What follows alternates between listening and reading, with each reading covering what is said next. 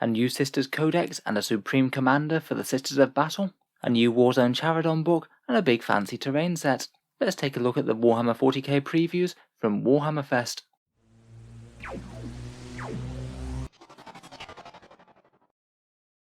Hello and welcome back to Auspex Tactics, where today we're back for a short summary of all the reveals and details from this new Warhammer Fest preview.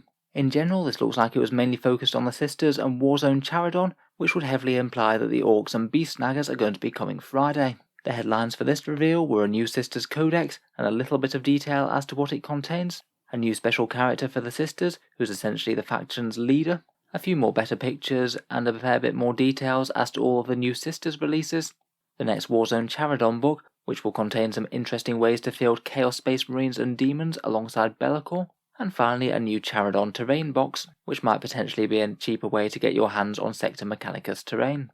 Quite a few bits and bobs here, so let's go straight into it. So first up we have news of the Sisters Codex. I presume that this one's going to be coming out following AdMech, and they have shown it off first, so perhaps it might be ahead of Orcs, or maybe they'll be releasing on the exact same date. We kind of knew that this was on the way anyway with so many new releases for the Sisters. There are going to be quite a few new datasheets in this book. There's a new bit of cover art with one of those Celestian Sacrosants on it, and they gave us a few little teasers as to what sort of things the book might contain, though nothing particularly concrete. What pleases me greatly are that Miracle Dice are still there, at least in some form, though we don't know exactly if they're going to be slightly tweaked in some way. There's going to be the option of choosing various war hymns and prayers. They both sound fairly similar to chaplain litanies. I'm sure that the Dogmaster will get one, and maybe the Imagifiers or Ministorum priests will get another. Apparently there's going to be a bit more of an incentive to field them as a whole solid army. The Sisters do already have their Sacred Rites ability, which is a fairly powerful rule as it goes, but they did seem to imply that that incentive will be getting stronger. And of course there will be all of the new datasheets for the new miniatures that we've seen, and the Crusade rules as we'll come to expect from each 9th edition codex. I hope they do quite well with it. To be honest though, the current Sisters Dex is really quite a recent one, and really quite well written as well. I hope that they still manage to make it fairly internally balanced, as currently the vast majority of Sisters units do tend to be quite well balanced and fairly usable. Perhaps the biggest reveal of this preview is this new miniature of Morvenn Vahl, who is really quite a big deal in 40k apparently. She's the leader of the Sisters of Battle, and no less than one of the High Lords of Terror. Supposedly she was appointed by Guilliman during the Indomitus Crusade, and rather than being a bit less active like some of the High Lords might be, she's very much set off on crusade around the Imperium, bringing the Emperor's justice around the Imperium in the days of the Great Rift. From what they were saying in the chat, it does sound like she's going to be in a very similar role to Rebute Guilliman is for the Ultramarines, some solid command abilities to allow rerolls and things for nearby Sororitas, and also being an exceptionally fighty character in that Paragon warsuit that she has, as you might expect from the leader of a faction. They did give us a couple of concrete details as to how she'll work. She will be 9 wounds apparently, and she'll half any incoming damage, so she's going to be relatively survivable. On top of that, she'll probably be fairly mobile in that Paragon warsuit, and seems to have at least some range and melee damage, as she does have a heavy bolter. As for the miniature itself, I think that they've managed to make it look the part, suitably ornate compared with those regular Paragon suits, and the pose looks at least fairly natural to me. I know that these Nundam suits do seem to have divided opinions, but I do think that she'll be popular and probably picked up by a fair few Sisters players. Otherwise, besides her, we've also got a much better look at all of the other Sisters releases that are coming out, including a few new details. We already saw Aestrith Thurga shown off. She's the Reliquant at Arms with this Auto Tapestry thing, perhaps the chief banner bearer of all the Sisters of Battle. I was wondering whether or not she would be a unique character, or whether there would be a generic model equivalent of her. It does sound like she is going to be a special character. In addition, she also seems to come with this other miniature called Agathe Dolan.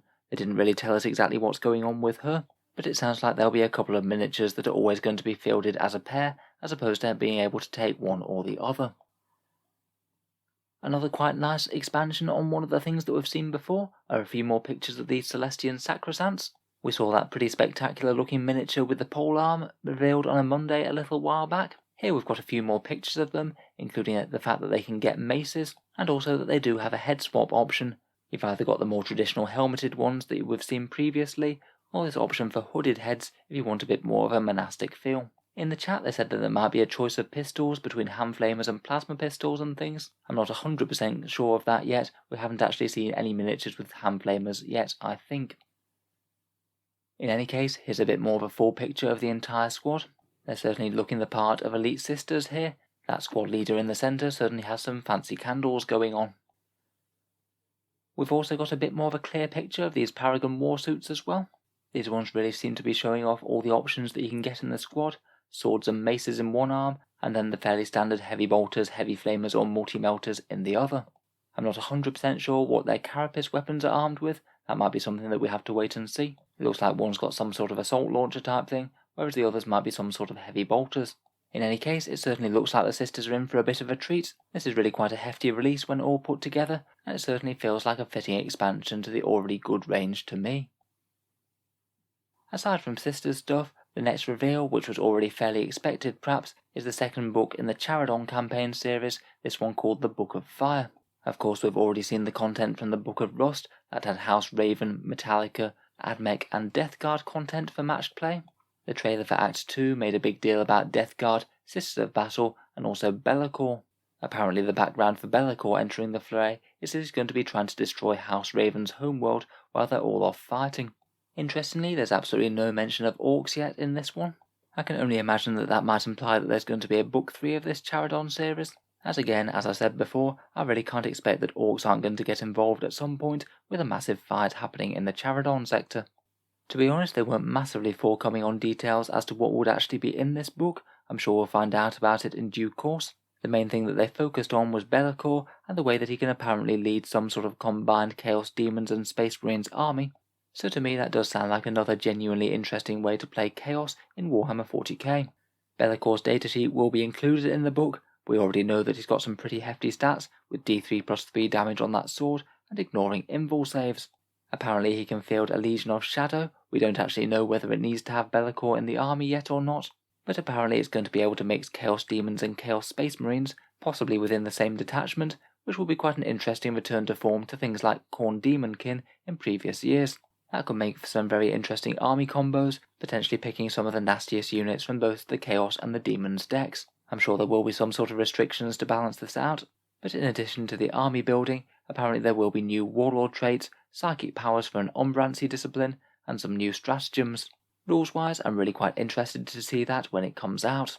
Again, in the chat they loosely stated that there might be more Admech content in it as well. They didn't really expand on that all that much though. It might just be a little bit more Admech Crusade content as opposed to more supplements or specialist detachments as we got in the first one. At the moment at least, this looks like maybe a book that you might want to get if you want to field Be'lakor and have an interesting new way to play Chaos. Finally, alongside the release, there's also this Charadon terrain box that's coming out. I feel like this could be a popular one, seeing as it's likely going to be a decent amount of Sector Mechanicus terrain, and as it's all packaged together, I'd certainly hope that it might be at a bit of a discount. Just from the look of that, it looks like you get the Hemotrope Reactor, Thermic Plasma Conduits, and I believe that chimney is called a Galvanic Magnavent, I want to say. But in any case, a big bundle of nice plastic terrain could be good to help flesh out a battlefield. So anyway, not an enormous amount of new miniatures, but one big Supreme Commander for the Sisters, a new terrain box, and a couple of new books. I wouldn't be surprised if we see a fair bit more on the new miniature front when they tease the Beast Snaggers on Friday. I'll most certainly be making a video on that too.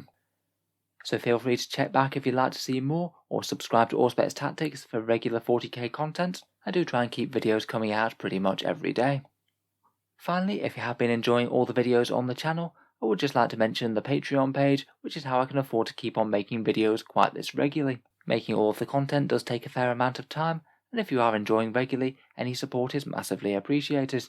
I do try and reward Patreons with a few advantages, seeing certain new videos early, regular votes to see what sort of things come next, and automatic entry to the regular prize giveaways with a chance to win some big model kits each month. If any of that sounds good to you, or you'd just like to help support, the link is down in the video description below. In any case, a massive thank you for listening, and I'll hope to see you guys next time.